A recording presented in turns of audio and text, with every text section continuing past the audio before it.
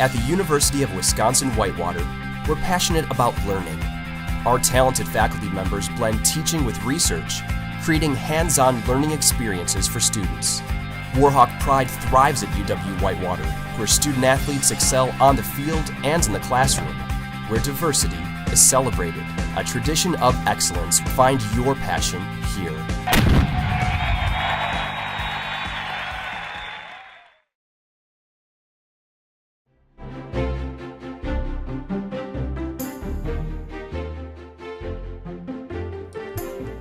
Whether you live on campus or commute, University of Wisconsin-Whitewater's 13 dining locations offer many benefits while working for dining services.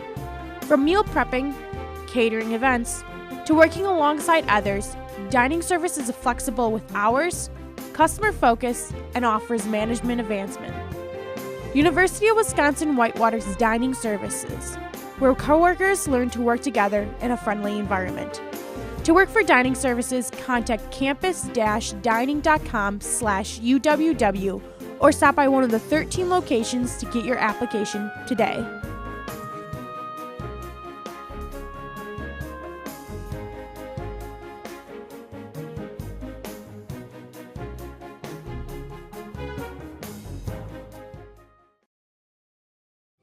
Bonsoir à tous. Hola.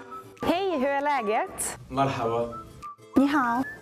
Konnichiwa. UW-Whitewater International Student Association is a student organization brings both international students and national students together to share their cultural experience and beliefs. The ISA also collaborates with other student organizations in UW-Whitewater. The International Dinner is one of the most unique events that ISA have for every spring semester, which serves all kinds of food from different countries, and it invites students to show their talent on a dinner.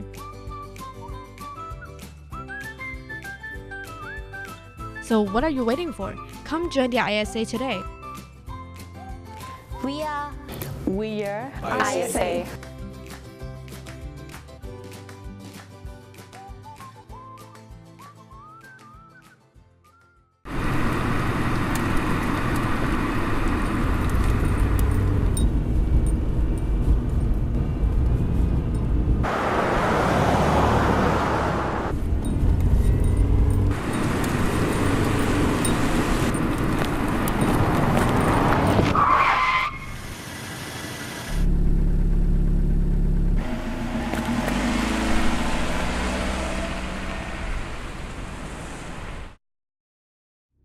Hi, I'm your host Myron Jacobs.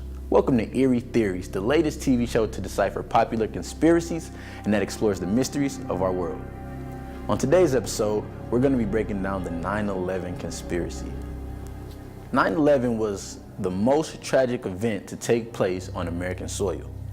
4 planes crashed, killing 2,996 people and injuring 6,000 others. 2 planes hit the Twin Towers, 1 plane hit the Pentagon, and the last plane crashed in the field. The reported perpetrator was terrorist Osama bin Laden, founder of the militant organization Al-Qaeda. But what if this was just a cover-up for something much, much bigger? According to a lot of conspirators, our own government might have been a part of this horrific event. Let's first look at how the Twin Towers collapsed. According to many software engineers and demolition experts, the aircraft's impact that resulted in fires could not have weakened the buildings enough to initiate such a catastrophic collapse.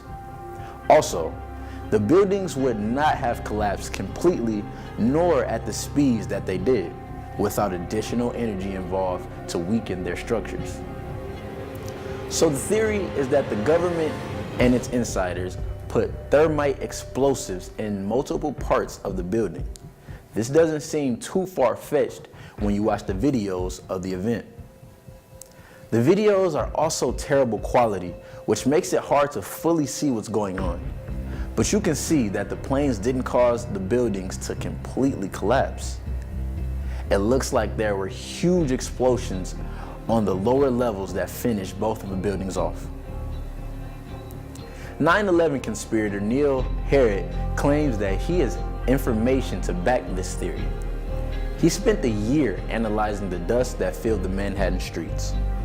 He says, and I quote, "In the World Trade Center dust, we found some tiny spheres of iron. 5.8% of the World Trade Center's dust are these iron spheres, and they are not found in ordinary building dust. This is only one chemical process which can account for this, and this is called the thermite reaction." So what does this mean exactly? According to Harrod's theory, this iron found in the dust is a byproduct of the thermite reaction, which would not be caused simply by planes crashing into the tower.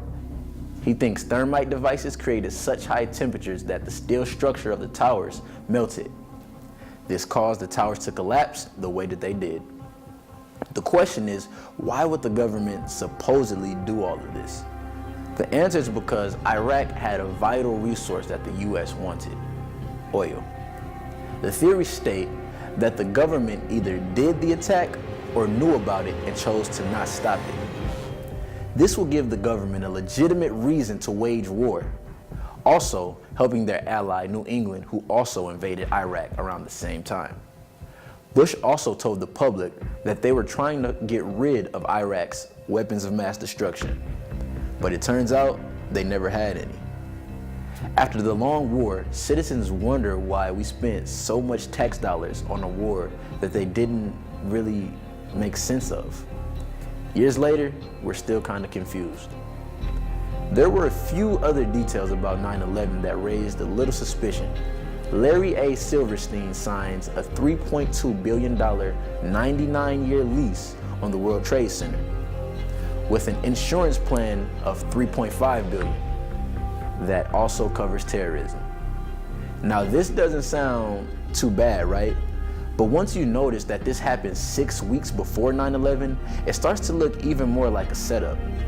Also, trainings were held at the Pentagon for this exact situation just months before 9/11. When one thing happens, it's easy to say it's a coincidence, but when multiple things line up, you have to reanalyze the situation. Now, that's all the time that we have to break down this theory. When we come back, we'll be discussing our thoughts and opinions on this very topic. Stay tuned.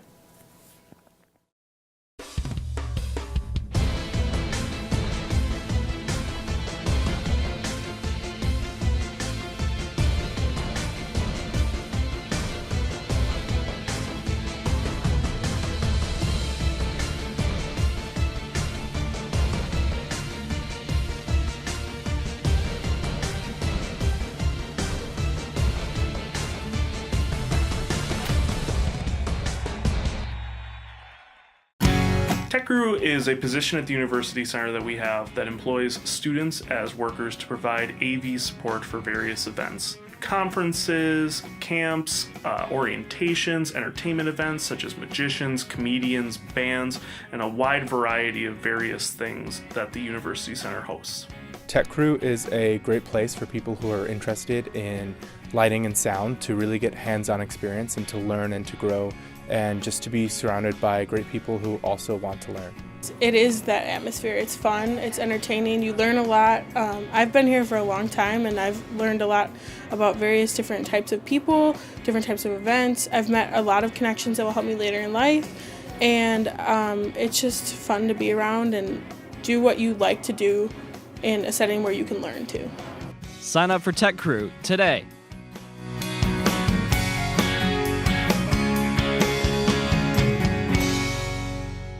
The University Center at UW-Whitewater is here to enhance the campus experience. Today, we're going to find out how the UC gets you connected. The UC gets me connected by providing a great place for me to study. UC really gets me connected through the different offerings it has between the Warhawk Connection Center, so Impact, SAO. The UC gets me connected by giving me a great place to socialize with friends. UC gets me connected by meeting new people, playing pool, bowling. The UC gets me connected by providing us with charging stations for our phones. The UC gets me connected thanks to all the wonderful food selections. Gets me connected to my next meal.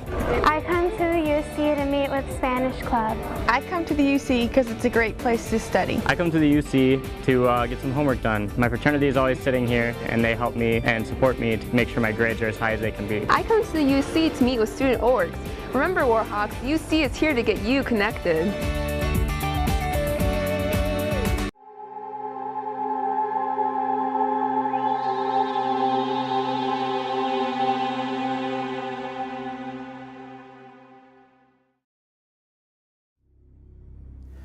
Welcome back to Eerie Theories, the latest TV show deciphering the world's mysteries.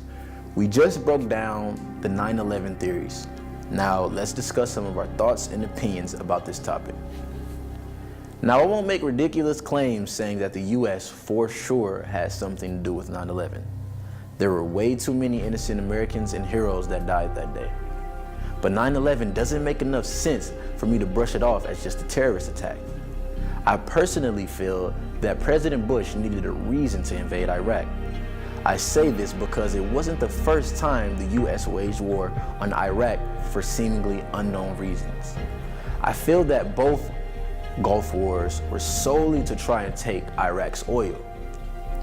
I believe this because it wouldn't be the first time that the world powers teamed up to take a continent's natural resources.